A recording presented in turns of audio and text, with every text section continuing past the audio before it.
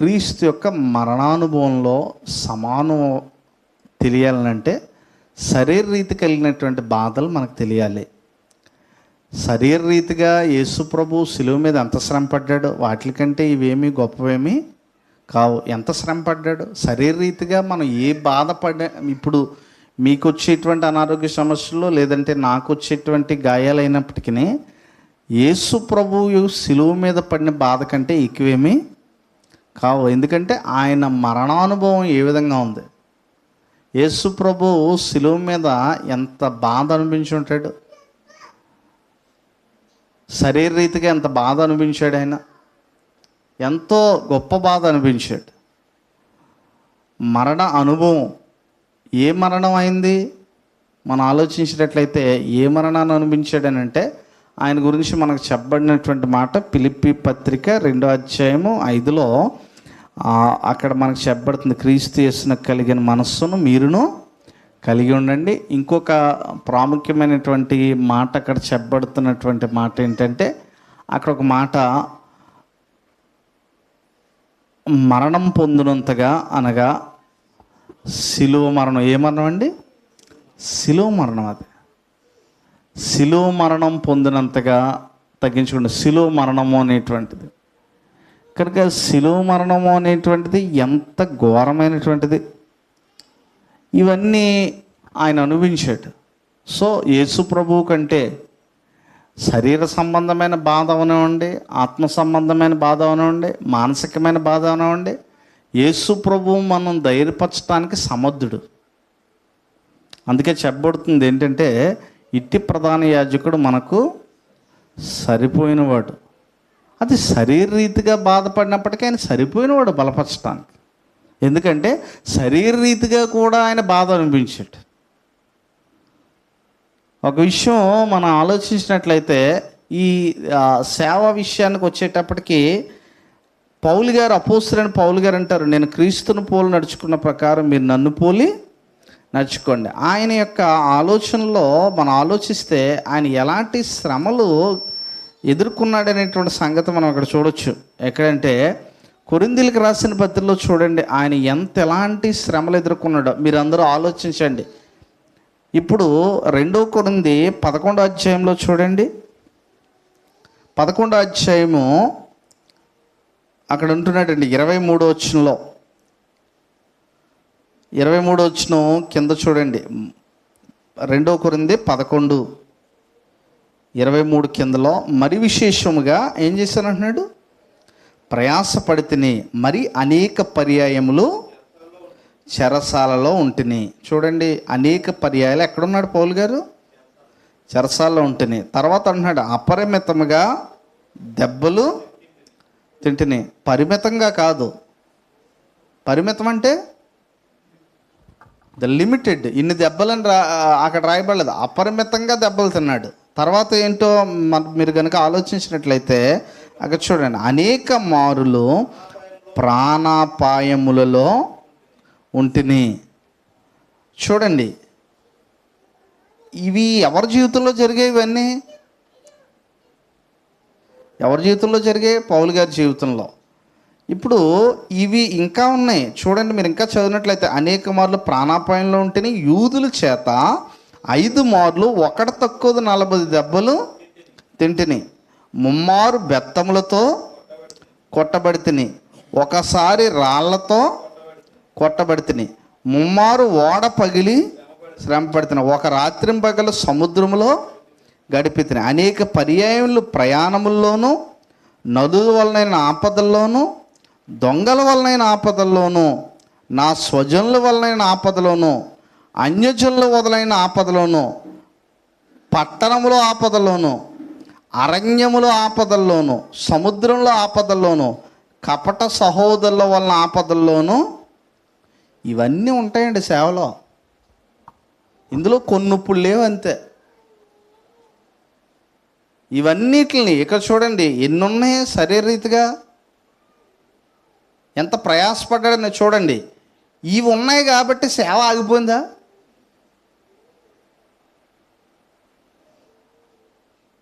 చాలామంది సేవలో వెనక ముందు ఆలోచిస్తూ ఉంటారు. ఎలా అంటే ఇప్పుడు విషయం ఏంటంటే, ఇప్పుడు ఆరోగ్యం బాగోలేదు, నాదే తీసుకుందాం. ఇప్పుడు సేవ చేయాలి. ఇప్పుడు డాక్టర్ చెప్పారు ఎక్కువ ప్రయాణం చేయకూడదని. నేను ఇప్పుడు ఏం చేయాలి? ఏం నిర్ణయం తీసుకోవాలి? ఒకటి, నా శరీరం కాపాడుకోవడానికి నేను ఇంట్లో కూర్చోవాలా, లేదంటే నేను ఇప్పుడు శరీరాన్ని గాలి కుదిలేసి సేవలో తిరగాలి. ఇప్పుడు ఏం చేయాలి? ఏ నిర్ణయం తీసుకుంటే బెటరు? ఒకవేళ మహా అయితే మరీ జాగ్రత్తగా ఉంటే ఎంతకాలం బ్రతుకుతాను? ఇక్కడ విషయం ఏంటంటే, బ్రతకడం అనేటువంటిది ఎలాగైనా బ్రతకొచ్చు. కానీ విషయం ఏంటంటే, ఈ ఆటంకాలు ఉన్నాయి కదా అని చెప్పి మనము తగిన జాగ్రత్తలు తీసుకోవాలి. కానీ ఉన్నతమైనటువంటి పిలుపున కలుగు బహుమానం పొందవాలని పౌలు ఏమన్నాడు? గురి యొద్దకే ఏం చేస్తున్నాడండి? ఆటంకాలు కానీ, శ్రమలు కానీ, కష్టాలు కానీ ఇవేమీ కూడా ఇప్పుడు చూడండి, ఇన్నున్నాయి ఆయన జీవితంలో. కానీ ఆయన సువార్త సేవ ఏమాత్రం కూడా ఆపలేదు. ఎందుకంటే సువార్త అంటే ఒక వాటిలో చెప్పాలంటే అనేక సువార్త జీవితంలో ఒకటి, సువార్త అంటే ఒకటే. ఏం చేయాలి? సువార్తికుడి పని ఏంటి? ఒక దైవజనుడు యొక్క ముఖ్యమైన పని ఏంటనంటే, ఇక్కడ చెప్తున్నాడు చూడండి, కొలస్సీలకు రాసిన పత్రికలో 1వ అధ్యాయంలో చూడండి ఏమంటున్నాడంటే అక్కడ చెప్తున్నాడండి. కొలస్సీలకు రాసిన పత్రిక 1వ అధ్యాయంలో చూడండి ఏమంటున్నాడు.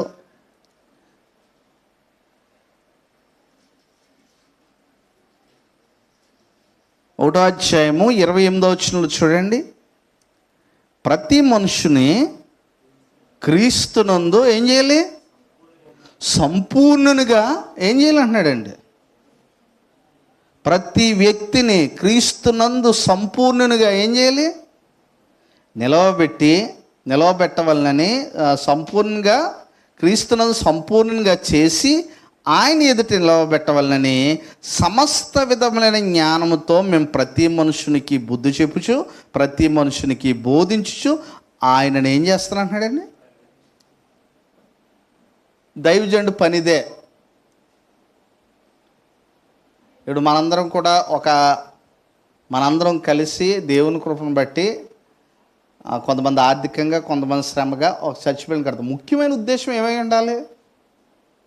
రేపు ఉదయం చర్చ్ బిల్డింగ్ కట్టేసిన తర్వాత ప్రపంచాన్ని సాధించినంత అతిశయం మనకు ఉండడానికి వీల్లేదు. ఎందుకంటే క్రీస్తునందు సంపూర్ణంగా చేయకపోతే ఎంతకంటే గొప్ప పట్టడాలు హిందువులు ఉన్నాయి. మెయిన్ గోల్ ఏమై ఉండాలంటే, ఇది కట్టినప్పటికీ మెయిన్ గోల్ ఏమై ఉండాలి కాబట్టి, చర్చ్ బిల్డింగ్ కట్టబడింది కాబట్టి ఇంకా ప్రపంచాన్ని సాతాన్ని జయించేసామని కాదు. అందులో అనేకులను కూర్చోబెట్టి ప్రతి వ్యక్తిని క్రీస్తునందు సంపూర్ణంగా చేయాలి. అలా జరగకపోతే కట్టడాలుగా మిగిలిపోతాయి. ఇక్కడ పౌలు గారి పరిచర్య ఏంటంటే, ఇక్కడ చెప్తున్నాడు ప్రతి మనుషుని క్రీస్తునందు ఏం చేయాలి? టార్గెట్ ఏమై ఉండాలంటే, మనం ఏది కట్టినా, ఏ కూడికి పెట్టినా, ఏ సహవాసం పెట్టినా ప్రతి వ్యక్తిని క్రీస్తునందు సంపూర్ణంగా చేయాలి. క్రీస్తును వాళ్ళకి ఇంజెక్ట్ చేయాలి. కాబట్టి విషయం ఏంటంటే, ఇవన్నీ కూడా భావితరముల్లో దేనికి ఉపయోగపడుతూ ఉంటానంటే, క్రీస్తునందు ప్రతి వ్యక్తిని సంపూర్ణం చేయాలి, పరిచర్య విస్తరించాలి. రేపు పొద్దున్న కట్టబడినటువంటి కట్టడంలో అనేకులు కూర్చొని ప్రతి వ్యక్తి కూడా క్రీస్తునందు సంపూర్ణుడు అవ్వాలి.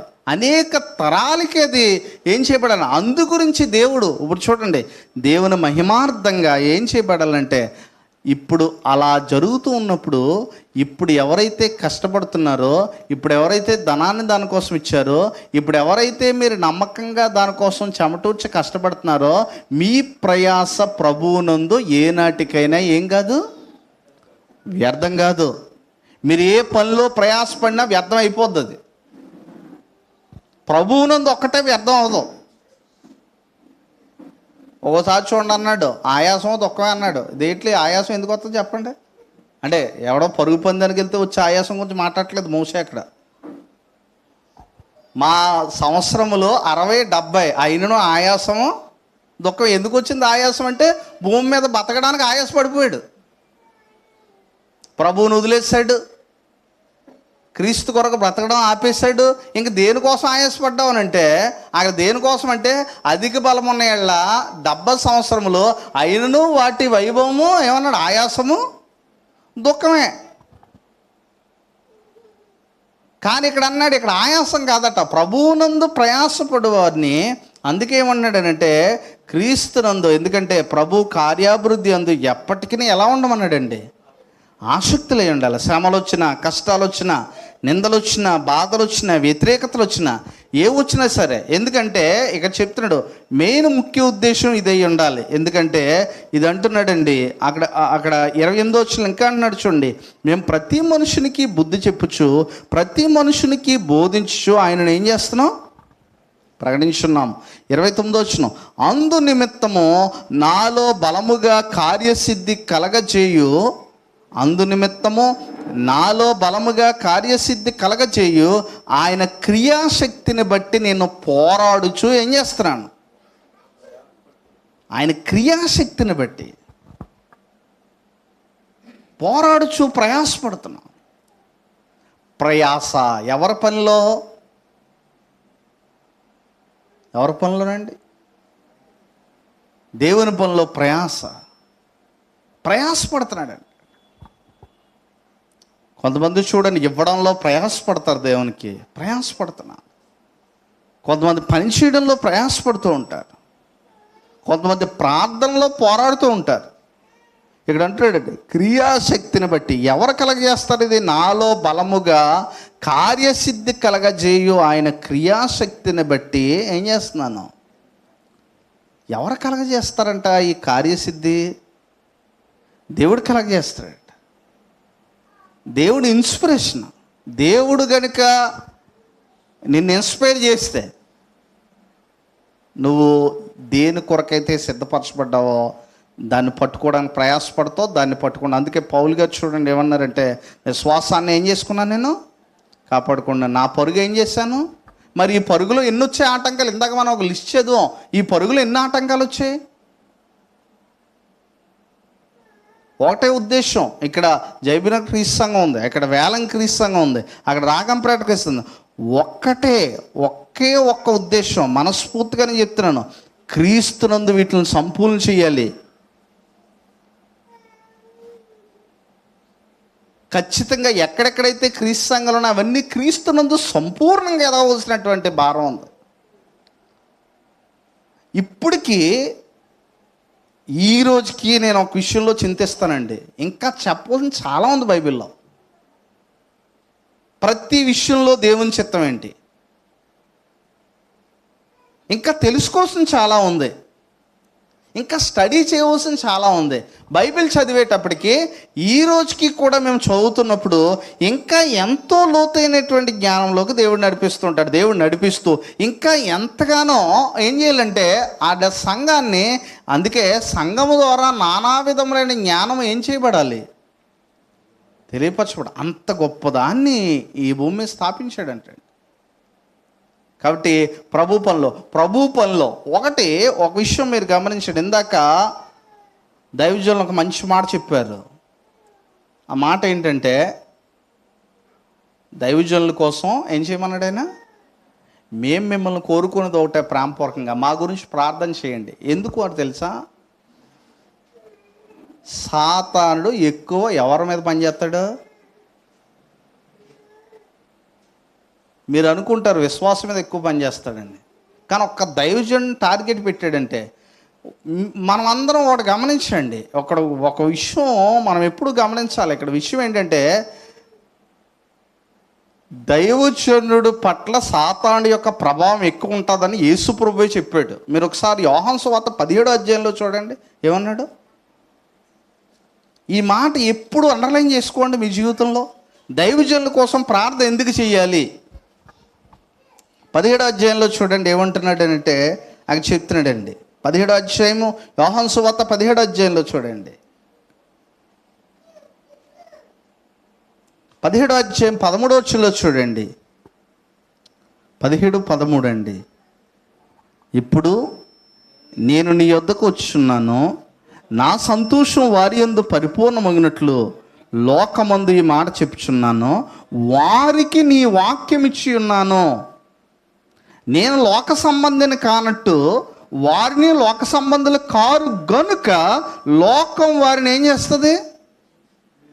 ఎవరిని ఎక్కువ ద్వేషిస్తుంది? మీకు ఒక సంగతి తెలిసే, ఎవరిని ఎక్కువ ద్వేషిస్తారు? మాకు సన్మానాలు ఎక్కువ ఉంటాయి, దేశాలు కూడా ఎక్కువ ఉంటాయి. ఆ సంగతి చాలామందికి తెలియదు. సాలువాలు లెక్క పెట్టడం, ద్వేషాలు లెక్క పెట్టలేం, రెండూ ఉంటాయి.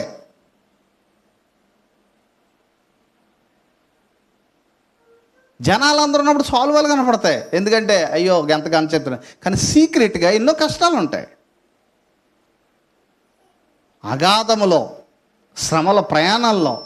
ఇది చూడండి, ఇంకా ఇంకోటి చెప్తున్నాడు. ఏమన్నాడు చూడండి, మరియు వారికి నీ వాక్యం ఇచ్చి ఉన్నాను, నేను లోక సంబంధిని కానట్టు వారిలో లోక సంబంధులు కారు గనుక లోకం వారిని ఏం చేస్తుంది? ద్వేషిస్తుంది. ఖచ్చితంగా మీరు చూడండి, ఏదైనా టీకలు చేయాలంటే లోకంలో మీరు ఇలా ఎందుకు చేస్తున్నారని ఎవరన్నా అడిగారు అనుకోండి, అక్కడ ఆడు సమాధానం చెప్పడు. మా పాస్టర్ గారు అలా అంతేనని అంటాడు. అని చెప్పలేడు అక్కడ. అది కాదు కదా, ఇదిగో మా దేవుడు మాకు ఎలా చెప్పాడు అని అనలేడు. అంటే వాడు ఎక్కడ ద్వేషిస్తాడని చెప్పి ఈ ప్రశ్నలు అని ఉంటే ఆయనకి ఏంటి అంటాడు. ఆవిడ ఆ ప్రశ్నలు దిగులు చేయవలసింది ఎవరు? బైబిల్లో ఎలా ఉంది, దేవుని యొక్క వాక్యంలో ఎలా ఉంది, మిమ్మును గురించి హేతు అడుగు ప్రతి వానికి సాత్వికంతోనూ భయంతోనూ సమాధానం చెప్పేటప్పుడు ఎల్లప్పుడూ ఏమై ఉండాలి?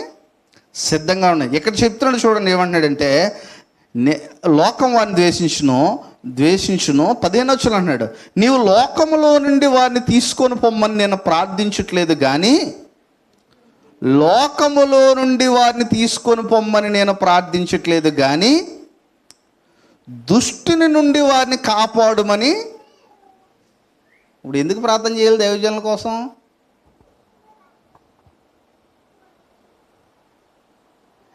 యేసు ప్రభు పేతుర్ని ఏం చేశాడనంటే, పేతురుతో మాట్లాడాడు, సాతాను మిమ్మల్ని జల్లెల్లో వేసి ఏం చేశాడు?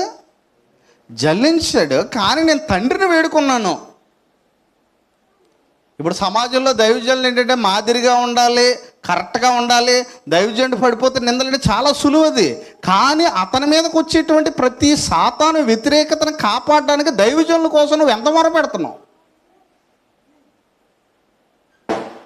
యేసు ప్రభు లాంటి వ్యక్తి పరలోకం దిగొచ్చి, ఇదిగో శిష్యులారా మీకు నా వాక్యాన్ని ఇస్తున్నాను, లోకం మిమ్మల్ని ద్వేషిస్తుందయ్యా, అయితే తండ్రికో ప్రార్థన చేస్తున్నాను, మిమ్మల్ని ఈ లోకం నుంచి తీసుకొని పోవాలని నేను ప్రార్థన చేయట్లేదు కానీ దుష్టుని నుంచి వారిని కాపాడమని నేను ఏం చేస్తున్నాను. మనం దైవజనుల నిమిత్తమే కాదు, ఒకరి నిమిత్తం ఒకరు కూడా ప్రార్థన చేయాలి. మీలో ఎవరన్నా తప్పిపోతే ఎవరన్నా ఒకవేళ పక్కకి తప్పుకుంటే, లోకంలోకి వెళ్ళిపోతే, మొట్టమొదట వారి గురించి చేయవలసిన పరిచర్య ఏంటో తెలుసా? దుష్టుని నుంచి వారిని కాపాడమని ఏం చేయాలి? మనం ప్రార్థన చేయాలి. దుష్టు నుంచి, అందుకే యేసు ప్రభు అన్నాడు, దుష్టు నుంచి వారిని కాపాడమని ప్రార్థన చేస్తున్నాను అన్నాడు. ఎందుకంటే దుష్టునితో యుద్ధం చేసేది ఎవరు ఈ లోకంలో? దుష్టుని మీద పోరాటం చేసేది ఎవరు? ఇప్పుడు మీరు గమనించండి, 1వ శతాబ్దం దగ్గర నుంచి ఇప్పుడు వరకు క్రీస్తుకైనా ఎక్కువ వ్యతిరేకతలు ఉన్నాయి, ఇంకెవరికైనా ఉన్నాయా? అంటే క్రీస్తుకైనా ఇంకెవరికైనా ఉన్నాయి. ఆ రోజు నుంచి ఈ రోజు వరకు అంటండి క్రీస్తు మీదే ఎక్కువ నేరారోపణలు ఉన్నాయి. కారణం ఏంటో చెప్పండి. క్రీస్తు అప్పటి నుంచి ఇప్పుడు వరకు ఈ విధంగా ఉండడానికి కారణం ఏంటంటే యేసు ప్రభు లోక సంబంధి కాదు. కొంతమంది గ్రహించారండి. ఎవరల్లో? శిష్యులు కొంతమంది ఏం చేశారు? గ్రహించి ఆయన వెనకాల ఉన్నారండి. అలాగనే మనందరం కూడా ఒకటే, మనందరం గోలు ఒకటే, మమేకమై మనందరం చేయవలసింది ఏంటంటే సాతానుతో ఏం చేయాలి? ప్రతి అపవాదిని ఎదిరించుటకు శక్తివంతులు అవ్వాలండి మనందరం కూడా. కనుక ఇక్కడ చెప్తున్నాడు. ఇంకో మాట ఏంటంటే మనందరం కూడా ఉండవలసినటువంటి ప్రాముఖ్యమైనటువంటిది చింత ఒకటి ఉండాలి అందరూ కూడా. ఏ చింతది? ఇప్పుడు చింతలు ఎక్కువ ఉన్నాయా, ప్రజలకు తక్కువ ఉన్నాయా? అప్పుడు చింతలు ఎక్కువ, ఇప్పుడు చింతలు ఎక్కువ. అప్పుడు టెన్షన్లు ఎక్కువ, ఇప్పుడు టెన్షన్లు ఎక్కువ. చెప్పండి ఎప్పుడు? కానీ ఒక టెన్షను అంటే ఒక రకంగా చెప్పాలంటే మనకి చెప్పబడుతున్నటువంటి మాట చూడండి. ఏమంటున్నాడంటే ఒక ఆయనకి చింత ఉందట. ఏంటా చింత? పిలిపిలికి రాసిన పత్రికలో అంటున్నాడు. ఏమంటున్నాడు చూడండి,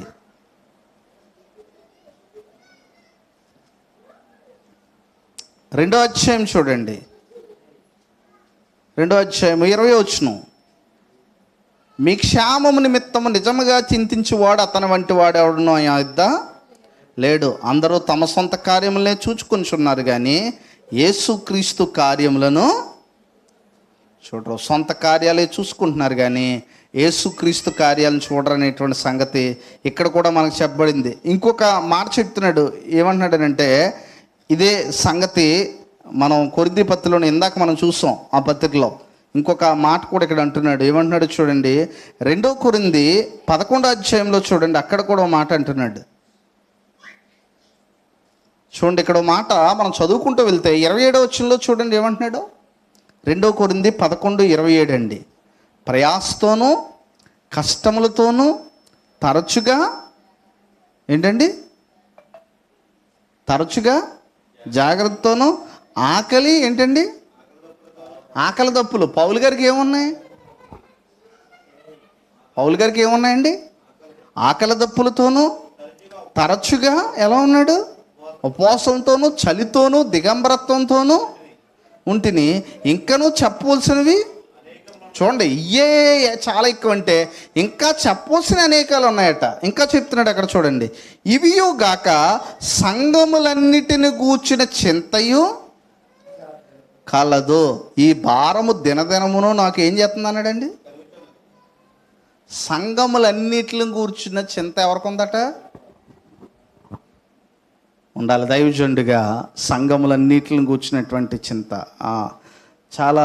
ఒక సంగతి ఏంటంటే దైవజనులుగా నేను దైవజనులు ఎవరినన్నా పనికి పంపించేటప్పుడు ఒకటి చూస్తూ ఉంటాను. టాలెంట్ చూడను కానీ నమ్మకత్వాన్ని చూస్తాను. ధనం పట్ల అతడు ఎలాంటి ఆలోచన కలిగేవాడు అనేటువంటిది మొట్టమొదటి చూస్తాను. నేను క్రాంతి కుమార్ గారిని ఇక్కడ నుంచి రాగంపేటకు పంపిస్తాను. నిజంగా ఆయన ఒక అభినందన విషయం ఏంటంటే, ఇప్పుడు రాత్రి కష్టపడి ఆయన నా గురించి చెప్పాడు కాబట్టి 2 మాటలు ఆయన గురించి చెప్తున్నానని అనుకోకండి. ఇది యథార్థంగా బైబిల్ పట్టుకొని చెప్పేటువంటిది. ఇప్పుడు వెళ్ళిపోయి ఆయన కష్టపడి రాత్రంతా నైట్ డ్యూటీ చేసుకొని కొన్ని పనులు పగల డ్యూటీ అయితే సేవకు దూరం అయిపోతున్న డ్యూటీ మానేసి మళ్ళీ ఇప్పుడు రాత్రి 12 నుంచి 2 గంటల దాకా కష్టపడి చేతులతో కష్టపడి మళ్ళా 3 గంటలకి అనుకుంటా ఇంటికి వచ్చి మళ్ళా ఉదయాన్నే మీటింగ్ అంటే ఇదంతా చేసి ఇప్పుడు ఒక్కోసారి రాగంపేట పంపడానికి చాలా ఆలోచిస్తూ ఉంటాను. ఈ రోజుకి ఒక విషయం ఏంటంటే, కుటుంబాన్ని సంఘం పోషించే గొడవ పక్కనెట్టని ముందు అసలు రూలుగా బైబిల్ గ్రంథంలో కుటుంబాన్ని దైవజన్ కుటుంబాన్ని పోషించే సంఘాలు అవి పక్కనెట్టని ముందు దారికి వచ్చి సరిపోండి. నేను ఇచ్చినా సరే సంతృప్తిగా ఒక్కో రోజు 350, ఒక్కో రోజు 500. ఇప్పటికీ నేను ఓపెన్గా చెప్తున్నాను. అది అయితే ఇంకొకరిని పంపించాను అనుకోండి, నాకు సరిపోవండి నేను వెళ్ళానండి అంటాడు. ఈరోజు సేవ అలా అయిపోయింది. మళ్ళీ దానికి కొంత సమకూర్చుకొని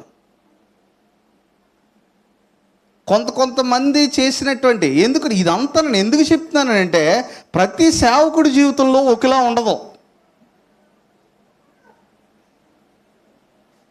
ప్రతి వ్యక్తి జీవితంలో ఒకలా ఉండదు. అది ఈ లోపల ఓ ఫోన్ వస్తుంది, కుటుంబంలో ఇంటికాడ పిల్లలకు బాగోలేదని. ఎప్పుడు సరిగ్గా ఎక్కడికి వెళ్ళినప్పటికీ మీటింగ్లో మెసేజ్ చెప్దామని వచ్చినప్పుడు ఫోన్ వస్తుంది. ఇవన్నీ ఎందుకు చెప్తానంటే, ఇవన్నీ కూడా ఎక్కువ మీ ప్రార్థనలు మాకు ఎంతో అవసరం.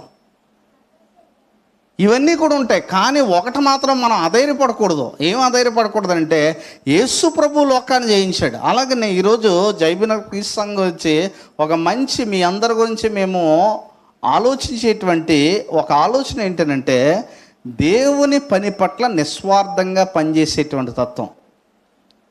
ఒకటి, సంఘంలో ప్రధానత్వ సమస్య లేదు. రెండోది ఏంటంటే, దేవుని పని నమ్మకంగా చెయ్యాలి. ఆ నమ్మకంగా చేస్తూ దేవుడు చూస్తున్నాడన్నట్టుగా ఏం చేయాలి? కొన్ని సంఘాల్లో పని చేయాలంటే వాళ్ళ పేర్లు ప్రతి ఆదివారం చెప్పాలండి. తెలుసా మీకు? కొన్ని సంఘాలను చూశాను నేను. ప్రతి ఆదివారం పేరు చెప్ప, మొన్న నేను ఎంత కష్టపడి పని చేశాను నా పేరు చెప్పలేదు అయ్యగారు అంటాడు.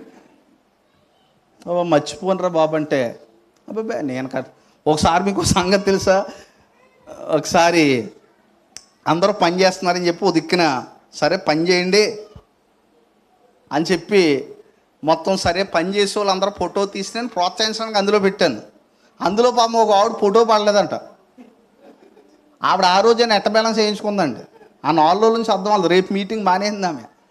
ఇక్కడ కాదండి ఓ చోట. అప్పుడు సంఘ పెద్ద ఎల్లుమలు ఓదాసి తీసుకొచ్చాడు మీటింగ్కి. అంటే అదిగో ఆడి చీపురు గారు చుడుతున్నాడు, ఆడి ఫోటో అని ఎదరా అంటుంది. కానీ నాది వెనకాల నాదంటే గొడవ అండి. ఆ రోజు మళ్ళీ నాకు ఫోన్ చేశాను. అలా కాదు. ఎందుకనంటే విషయం ఏంటంటే ఇక్కడ కొన్ని సంఘాలు ఏదన్నా ఇస్తే ప్రతిదాని మీద పేరండి. ఇప్పుడు ఫ్యాన్ ఎక్కడ ఉన్నాయండి 3 పేర్లు, కుటుంబ 3 పేర్లు. కానీ ఒకటి చేయడానికి ఇష్టపడతారు. ఏంటంటే రహస్యముగా చూచు మీ తండ్రి మీకు ఏం చేస్తాడు? ఇదిగో రహస్యంగా పనిచేస్తున్నారు. ఎవరు బలవంతం లేకుండా పనిచేస్తున్నారు, దేవుని కొరకు పనిచేస్తున్నారు. తుదమట్టుకు చేపడదాం మనందరం కూడా. ఎందుకంటే ఒక నమ్మకమైనటువంటి క్రైస్తవ కుటుంబం ఈ రోజు కూడా దేవుని పని కొరకు ఇచ్చినటువంటివి ఏవి బలవంతంగా కాకుండా సంతోషంగానే ఏం చేశారు? ఇచ్చారు. ఈ సంఘాలన్నిటి గురించే కాదు, కానీ అక్కడ ఇంకొక విన్నపాన్ని కూడా మీకు నేను తెలియజేస్తున్నాను. అక్కడ చింతపల్లి ఏరియాలో 3 స్థానిక సంఘాలు ఉన్నాయి. వారి గురించి ప్రార్థించండి. వారు ఎంతో కష్టముతో ఆ అడవుల్లో రాత్రి బైబిల్ క్లాస్కి వెళ్ళాలంటే కొన్నిసార్లు సహోదరులు ప్రయాణం చేశారు. విష సర్పాలు ఉంటాయండి, భయంకరమైన పాములు ఉంటాయి. ఆ రాత్రి ఎక్కడైనా అగాధ చీకట్లోకి వెళ్ళి అక్కడ ప్రార్థన జరిపించి మళ్ళా ప్రార్థన ఏం చేయాలి? ఇంటికి రావాలి క్షేమంగా. ఎన్నోసార్లు. ఎందుకనంటే అలా కష్టపడుతున్నారు అక్కడ కూడా. మేమంటే అప్పుడప్పుడు వెళ్ళి వస్తాం, కానీ వారు ఆ ప్రాంతంలో ఉండి క్రీస్తులు వారి గురించి కూడా మీరు ప్రార్థన చేయండి. ఎందుకంటే వారు నమ్మకంగా ఏం చేస్తున్నారు? పరిచర్య చేస్తున్నారు. నమ్మకస్తులైనటువంటి సహోదరులు మనకు అక్కడ కూడా ఉన్నారు. కాబట్టి దేవుని కొరకు నమ్మకంగా పనిచేయడం అనేటువంటిది చాలా ఉన్నతమైనటువంటి సంగతి. ఇక్కడ ఒక మాట అంటున్నాడు. ఏమంటున్నాడంటే ప్రతి విషయమందును దేవునికి ఏం చెప్పాలంటే మనం కనుక ప్రతి విషయంలోనూ మనం ఏం చేయాలంటే కృతజ్ఞతలు చెప్పాలండి. ఎందుకంటే దేవుడు మన ద్వారా ఏదైతే చేయించాలని అనుకుంటుంటాడు, ఎన్ని కష్టాలున్నా, ఎన్ని శ్రమలున్నా, ఎన్ని బాధలున్నా, ఎన్ని ఇబ్బందులున్నా, ఎన్ని ఇరుకులున్నా అవన్నీ ఆయన చేయించేసుకుంటాడు. మనకి దేవుడికి చాలా తేడా ఉంది.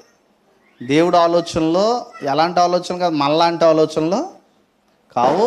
ఆయన ఆలోచనలు మనకు రావు. నా ఆలోచనలు నీ ఆలోచనలు అంటూ కావు, నా తలంపులు. అలాగనే దేవుడు ఏంటంటే కష్టాలు, శ్రమలో, లేదంటే ఈ సమస్యలు ఏదైనా వచ్చినప్పుడు ఇంకంతే. ఏ సమస్యలు లేకపోతే సజావుగా లైఫ్ ముందుకెళ్ళిపోతుంది. ఏ సమస్య అని వచ్చిందంటే లైఫ్ వెనక్కి వెళ్ళిపోతుంది అని అనుకోకండి. సమస్యలు వస్తేనే హై లెవెల్కి వెళ్తాం. ఎందుకంటే అనేక శ్రమలను అనుభవించి మనం ఎక్కడికి ప్రవేశించాలట? దేవుని రాజ్యంలోకి. సమస్యలు అంటే చాలామంది ఏమనుకుంటారంటే ఏ సమస్య లేకపోతే జీవితం బాగుంటుంది అనుకుంటూ ఉంటారు. కానీ ఒక విషయం గమనించండి, మన ప్రాణాలు ఒకటి. ఇందాక దైవజనులు చెప్పినట్టుగా, మరి ఈ సమయంలో దైవజనులు చెప్పినట్టుగా ఎవరు కాపాడాలి మనల్ని? ఎవరు కాపాడాలి? దేవుడే కాపాడాలి. ఈ విషయాన్ని హృదయపూర్వకంగా ఎంతమంది చెప్పగలం? దేవుడే కాపాడాలి అని అంటూనే ఉంటాం, కానీ మైండ్లో ఇంకోటి ఏదో ఉంటుంది. దేవుడు కాకుండా ఇంకోటి ఏదో అని మనల్ని కాపాడుతుందని. నిన్న దినాన్ని మీరు అందరూ యాక్సిడెంట్ చూశారు. ఎంతమంది చనిపోయారు పాపం? మీకు అందరికి ఒక విషయం చెప్తున్నాను, వాళ్ళందరూ కోట్లు లేక చనిపోయారా, కోట్లు ఉండి చనిపోయారా? మీరు ఆలోచించండి. డబ్బులు లేక చనిపోయారా, డబ్బులు ఉండి చనిపోయారా? ఈ ప్రశ్న ఒకసారి మీ మనస్సాక్షిని అడగండి. వారికంటే మనం గొప్పవారం కాదు, మనం ఎవ్వరం గొప్పవారం కాదు ఈ లోకంలో. దేవుడు సెలవిస్తే ఈరోజు వరకు ఉన్నామండి. దేవుడు సెలవు లేదనుకోండి వెళ్ళిపోతాం, వెళ్ళిపోయినా నష్టం లేదన్నాడు. బ్రతుకుడు క్రీస్తే మళ్ళీ ఏమిచ్చాడు? మళ్ళీ మనకి ఎవిడెన్స్ వెళ్ళిపోతానేమో అని భయం అక్కర్లేదు. బ్రతుకుడు క్రీస్తే చావు అయితే ఏమన్నాడు? లాభం అన్నాడు. ఇప్పుడు ఆ విమాన ప్రయాణంలో ఒక్క నమ్మకమైనడు క్రీస్తు కొరకు బ్రతికోడు ఉంటే ఆ విమాన ప్రయాణంలో చనిపోయినా అతనికి నష్టమేం లేదు. నష్టం ఉందంటారా? బ్రతుకుడు క్రీస్తే ఏమన్నాడు? లాభం. దాని లోకంలో చావు అయితే ఖచ్చితంగా లాభమే. అది బ్రతుకు మూలంగా అయినా సరే, చావు మూలంగా అయినా సరే క్రీస్తు మన శరీరం ముందు ఏం చేయబడాలట? కనపరచట. కాబట్టి ఈ లోకంలో ఉన్నటువంటి వాటిని అన్నీ కూడా ఒక్కోటి మన జీవితాల్ని ఏది లేదంటే కృంగిపోవలసిన పని లేదు, ఏదన్నా ఉందంటే పొంగిపోవలసిన పని లేదు. ఎందుకంటే ఏమున్నా అవి అనుభవించడానికి దేవుడు శక్తినివ్వాలి. ఏమీ లేకపోయినా నేను నిలబెట్టుకోగలిగే శక్తి ఎవరి దగ్గర ఉంది? దేవుడి దగ్గర ఉంది. అంటే టోటల్గా జీవితానికి మూలం ఎవరు? దేవుడు. అందుకే నా ప్రాణమా నీవెలా కృంగి ఉన్నావు అంటాడు కీర్తనకారుడు. దేవుని నమ్ముకొని నా ప్రాణం ఎలా ఉందంటాడు? మౌనంగా ఉందట. కాబట్టి మనందరం కూడా ఈ జీవితంలో జీవించేటప్పుడు ఈ కష్టాలు ఎదురైనా, శ్రమలు ఎదురైనా, ఇవి ఎదురైనా దేవుని కొరకు జీవించండి. ప్రతి నిర్ణయము సువార్త కొరకు తీసుకోండి. ఖచ్చితంగా ప్రభు కొరకు జీవించడానికి అనేక ఆత్మలో మన ద్వారా రావాలి. దేవుని మన జీవితం ద్వారా అనేక ఆత్మలు ఆకర్షించేటువంటి విధంగా మనం ఈ లోకంలో ప్రయాణం చేయాలి. అందుని బట్టి దేవుడు మనకి సదాకాలం, ఎందుకన్నాడంటే సదాకాలం మీకు నేను ఏమై ఉంటానన్నాడు? తోడుగా ఉంటానండి. కాబట్టి ప్రార్థన చేయండి. ముఖ్యంగా మా కుటుంబం కొరకు ప్రార్థన చేయండి. దేవునికి నమ్మకంగాను యథార్థంగాను దేవుడు ఇష్టపడేటువంటి విధంగా ఆయనకు అనుకూలంగా సేవ చేయనట్లుగా మమ్మల్ని ఇంకా బలపరచాలని కుటుంబ సభ్యులందరి కొరకు ప్రార్థన చేయండి. అయితే ఆరోగ్య పరిస్థితి దృష్ట్యా మేము కుటుంబంతో కాకినాడ వెళ్ళాలని అనుకున్నాము. కనుక ప్రార్థన చేయండి. నేను ప్రతి శుక్రవారం మళ్ళా రావడానికి, అయితే ఈ 5 రోజులు మరి తోడుగా ఉండి ప్రయాణం చేసేటప్పుడు నా కుటుంబం నేను చెప్పినప్పుడు వారు అంగీకరించారు. కనుక వారి గురించి ప్రార్థన చేయండి. ఇవన్నీ కూడా ఏ నిర్ణయం తీసుకున్నా, ఒకటి మేము తీసుకున్న ప్రతి నిర్ణయం సువార్త అంటే బ్రతకడం కోసం చేసేది కాదు, నలుగురిని బ్రతికించడం కోసం చేసేది. నన్ను దేవుడు ఎలా బ్రతికించుకున్నాడో గతమేంటో నేను ఈ రోజుకి మర్చిపోలేదు. కాబట్టి ఇప్పుడు దేవుడు ఏదో చేస్తాడు భవిష్యత్తులో అని కాదు, ఆ రోజు అది చేసినందుకు కృతజ్ఞతగానే ఈ పరిచయంలోకి వచ్చాం. కనుక ఆశీర్వాదం అంటే దేవుని కొరకు మనము ఆయన ఆ నలుగురికి దేవుని సువార్త చెప్పి నలుగురిని బలపరిచి, ఎందుకంటే ఈ లోకంలో ఏమున్నా ఇప్పుడున్నావు, ఎందుకంటే ఏ స్థితిలో ఉన్నానో ఆ స్థితిలో మనం ఏమై ఉండాలి? సంతృప్తిగా నేర్చుకోవాలి. నేను నిన్న ఎవరితో మాట్లాడుతున్నాను, జీవితంలో దేనికి ఎడిక్ట్ అవ్వకండి. 10,000 రూపాయలు మీ చేతిలో ఉన్నప్పుడు 10,000 రూపాయలు తగ్గట్టుగానే బ్రతకండి. మళ్ళా 5,000 వచ్చాయనుకోండి మీ చేతిలో, 5,000 రూపాయలు తగ్గట్టుగానే బ్రతకండి. మళ్ళా 2,000 వచ్చారు, 2,000 తగ్గట్టుగానే బ్రతకండి. 25,000 వచ్చి 25,000 తగ్గట్టుగానే బ్రతకాలి. ఎందుకో తెలుసా? ఏ స్థితిలో ఉన్నానో ఆ స్థితిలో సంతృప్తి కలిగి నేర్చుకున్నాను. ఇది చాలా విలువైనటువంటి మాట. ఈరోజు దేవుడు సంతోషాన్ని ఇస్తాడు మనకి, తృప్తిగా నేర్చు. రేపొద్దున కష్టాలు ఇచ్చేయడం మళ్ళీ దేవుని తిట్టకూడదు. ఎందుకనంటే ఆ స్థితిలో సంతృప్తిగా ఏం చేయాలి? నేర్చుకోవాలి. దేవుని కొరకు భవిష్యత్తులో కొన్ని నిర్ణయాలు, ఒకవేళ గృహం ఇచ్చినా ఏమిచ్చినా, గృహం కూడా మేము ప్రార్థన చేస్తున్నాం. గృహం దేవుడిస్తే ఒకటే, ఆ గృహం పరిశుద్ధులకి ఆతిథ్యం ఇచ్చేటువంటి విధంగా అది ఉండాలి. ఎందుకంటే గృహంలో మనం ఉండడంతో పాటు పరిశుద్ధులు వచ్చి, ఆ దైవ సేవకులో నుండి లేదంటే పరిశుద్ధులు వచ్చి, అది అతిథి గృహంలో ఉండాలి. ఎందుకనంటే ప్రతిదీ కూడా ఏంటంటే సమస్తము ఎవరిస్తున్నారు? మనకి దేవుడు ఇస్తున్నాడు. కాబట్టి ఇవేమీ దేవునివి కాదు, ఆయన ఇస్తాడు, ఆయన తీసుకొని వెళ్తాడు, ఆయన కావాలంటే మళ్ళీ. కాబట్టి సమస్తమును మాకు ఎక్కడికి వెళ్ళినప్పటికీ దేవుడు తోడుగా ఉండి దేవుని కృపలో నమ్మకంగా సేవ చేయాలంటే దేవుని కృప ఎంతగానో అవసరం, మీ యొక్క ప్రార్థనలు ఎంతగానో నాకు అవసరం అని మేము ప్రత్యేకంగా మా కుటుంబం ద్వారా మిమ్మల్ని రిక్వెస్ట్ చేస్తూ, ఇంకను అనేకమైన ప్రాంతాల్లో చేసేటువంటి దైవ సేవకులు చేసేటువంటి వారి కోసం, వారి కుటుంబం కోసం ఎంతగానో మీరు ప్రార్థన చేయాలని వారి నిమిత్తం కూడా నేను మీకు విన్నపం తెలియజేస్తూ ఈ మాటలు ముగిస్తున్నాను.